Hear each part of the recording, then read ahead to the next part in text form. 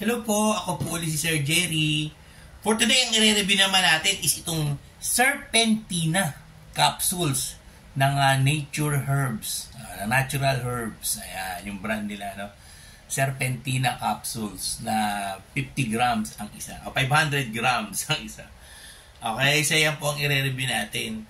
So, tingnan natin kung pwede siya sa mga diabetic, nakakapagpababa ng sugar kasi nga Serpentina, di ba?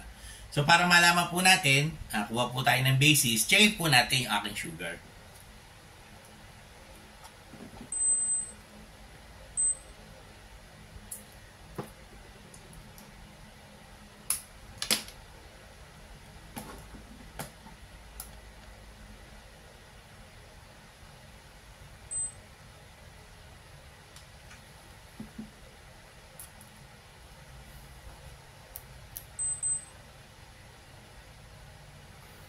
Ayan, ano? Ang aking sugar po ngayon is 110. Ayan. So, halos ganyan-ganyan na po talaga yung sugar natin. Okay, so 110 po yung ating sugar. Tingnan natin, ano? Kung iinom tayo. Gagawin po natin is dalawa. So, actually, isa lang ang iniinom ko po sa isang araw. Pero this time, ang iinumin po natin is dalawang kapsula ditong Serpentina. Okay, so 2 capsules po yan, ano? Malinis naman yung omega. Ayan. Dalawa po ang ating iinumin.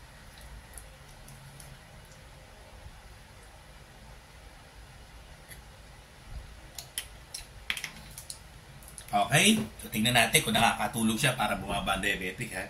Balik po tayo after 1 hour.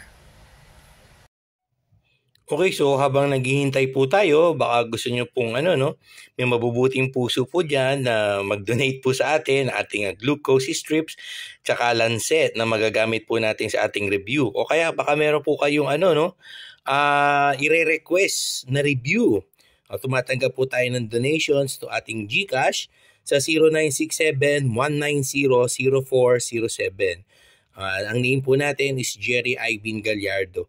Doon lang po sa mga gustong mag-donate po para sa ating ikasasucess ng ating review channel dito po sa YouTube. Okay, yan po yung ating GCash number. 1 hour later. Okay, so lumipas na po yung 1 hour, at oras na para checkin naman natin yung ating sugar after nating mag-take ng 2 capsule nitong Serpentina herbal capsule, ng natural herbs. Sige, checkin po natin yung aking sugar,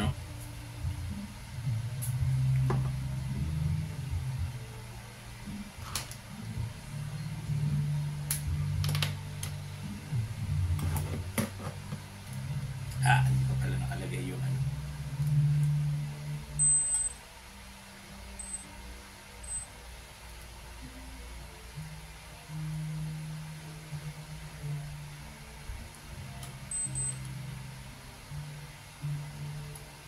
Ayan, after po nating mag-take ng 2 capsule ng Serpentina, dalawa pa yun ang ininom ko, is from 110 naging 150. So nakakapataas pala siya ng sugar level para sa ating mga diabetic. Kaya ang review po natin is hindi masyadong effective, kasi from 110 naging 150. So 40 ang itinaas ng ating sugar pag uminom tayo nito. So dapat maghanap pa tayo ng iba pang mas makakatulong sa atin na food supplement para sa ating mga diabetic. Okay, so tumaas po ng 40 ang ating sugar level. Halos hindi naman ako gumalaw dito. 40 ang itinaas, 2 capsule. Siguro dapat isa lang, para lang ma-maintain lang po natin yung ating balanced diet. Okay, so ito po ulit si Sir Jerry. Hanggang sa susunod po na video.